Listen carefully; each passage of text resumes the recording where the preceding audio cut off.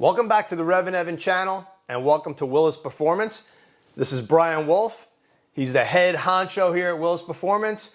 He's the god of 7.3 stuff. He's always making the movement go forward, making more horsepower. And today we're going to talk about some new products, right? Yes, we're definitely going to talk about some new products. One of the things that I've been asked about probably more than anything else is when is there going to be a head stud kit available?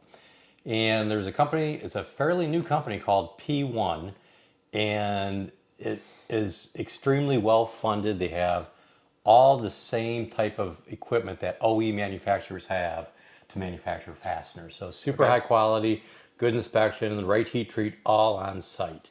And so they came up with a kit for the Godzilla head studs. In fact, they came up with two kits. One that's kind of targeted for naturally aspirated and lower boost engines, 12, 15 PSI. Right. And then one that's more targeted for what we do in the drag car, unlimited boost, if you will. Right. In fact, we even have a set of those on Cletus's McFlurry Mustang that he had a head gasket problem. Right. Put those bad boys on, and he's been happy, as far as I know, ever since. So what I wanted to do is take first through the kit and what's in it, because when I used to buy fasteners, you'd open them up. They'd be packaged pretty nicely, but kind of rolled in paper, and you'd unroll them and you'd get your parts. So the first thing you notice is this box is kind of a lot larger than the normal box that you get fasteners in. Okay. So why don't we open it up? And it's sealed, of course, from the factory. So let me whip this out and unlock that. So if you want to come and take a look, first thing you do, you'll see when you open it up, you get the Appreciate You, which is always nice. Always cool stickers. You get the lube with a little brush so that you can put it on. So you got everything you need, and instructions. So with the instructions, they talk about how to provide it. And one of the things that I haven't seen very often is right here. They tell you not only the torque spec, but what you can expect for clamp load.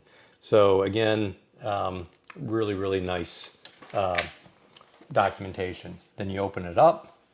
Again, foam to protect everything. You've got your vacuum sealed nuts and washers. And then the studs themselves, instead of being just in a wrapped in paper, they're again vacuum sealed, but as you can see, they have all of the protection on the threads so that nothing gets damaged in shipping. So again, from coming from an OE background, having that type of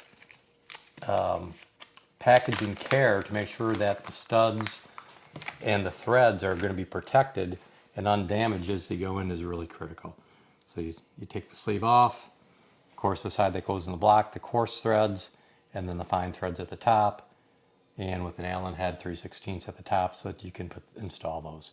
So first thing, packaging really great. Two different levels of fastener. They're about $100 difference, retail roughly around $400 and roughly around $500, Right. depending on which set you get. So from there, why don't we go and just kind of show these being installed in an engine. Let's do it. So everything's out of the package. The first thing you want to do, even though these are packaged very nicely from the factory, everything that goes in the engine you want to get cleaned. I have two ultrasonic cleaners, one big enough to put an engine block in, and then one small one that's a tabletop that I use for small things like this, and it's got a little bit more abrasive cleaner in it, and I can change the tank a lot more.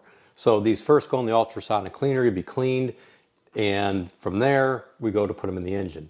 Now this is a kind of a multi-step process because the first thing, although I want to believe I did a good job at cleaning all of the threads in the block, Right. chances are I don't always do as good a job as I would like to think I did. So the first thing with no lube on it is we take the stud, you put it in.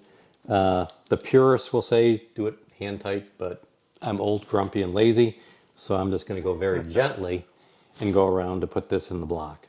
Right. Circling back real quick. Yep. If somebody at home is building an engine, they don't have an ultrasonic cleaner, is there another way that you recommend cleaning parts? Absolutely. So you could use, brake clean, acetone, anything that's going to really get any dirt off them, then of course blow dry them with compressed air. So I put this in, and I'm taking it back out, and I'm looking to see, hey, it did go in pretty easy. There was no grime on this one, but again, see I got a rag in my hand, so just, to wipe. And we're going to go ahead and I'm going to demonstrate on this one, and then offline we'll do it to the rest before we put the cylinder head on. So what we want to do is we want to take our lube that came with it, and I put lube on the threads, making sure I'm getting all the threads. Came with a nice brush.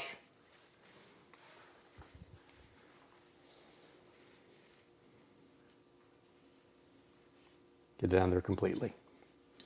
All right, now we go back.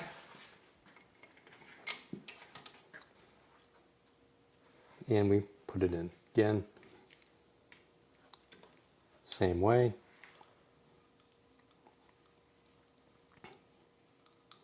And again, you want it just to touch the bottom. You don't want any torque on it. There we go. And you can see here, I was a bit messy. So I'll take some acetone and I'll clean that up.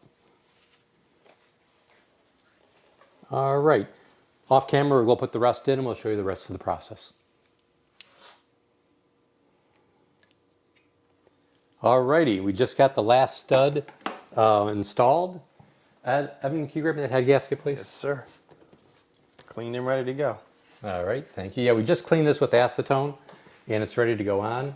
So the first thing we do is we'll set that over the top. And you can see when I'm doing this, I'm kind of touching the studs, right? So this is why I do not lube anything until the head gasket is on. Just because I'm not so coordinated and getting things on. So to me, it's a little easier to keep things clean with putting the head gasket on first. Now what we're going to do is I'm going to go around and I'm going to apply lube to the, as I did on the other end of the threads, generously all the way around, making sure I get it on all the threads.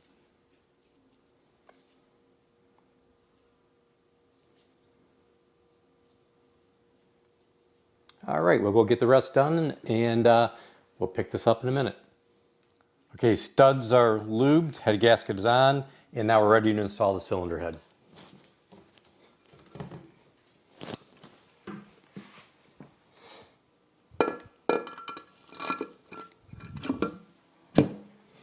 Okay, next thing we're going to have to put the washers and the nuts on. So Brian, when you're putting those on, is there any special procedure for lubing them? Because that's always a big controversy. Where do you put the lube before you're going to torque these down? Right. So no, this is a really good question. So what you want is the washer is there so that the nut doesn't grind into the aluminum head or the parent material if you had cast iron head. Right. So that washer wants to stay put when you're torquing. Okay? Mm-hmm. So you don't want any lube on the washer. On the bottom side. Yeah, you don't want to put the washer on straight up. Don't touch it. Okay. No lube, clean, acetone clean, or sonic cleaner clean, but don't touch it. Then you take a little bit of lube and you put it on the bottom surface of the nut. And what this does is it just makes sure that if you say, well, I'm only putting on one side of the washer, well, you could inadvertently get some on the back side. So just, right.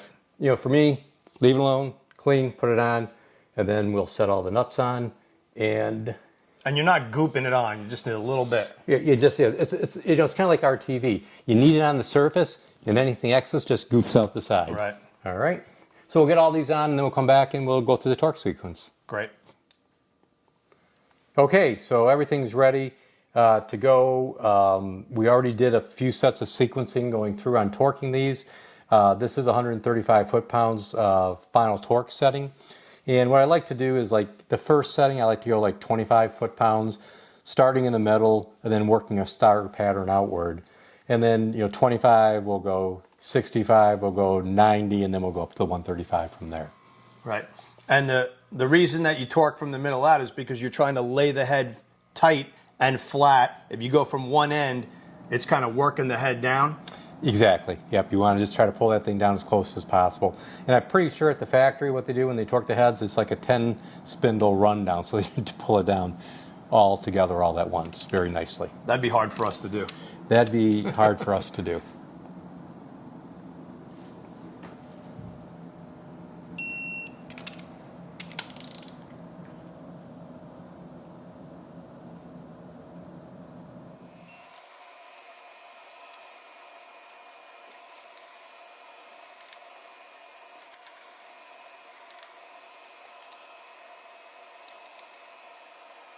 Okay, we got our P1 head studs. They're all torqued up fine, and we are good and ready to go with our Godzilla.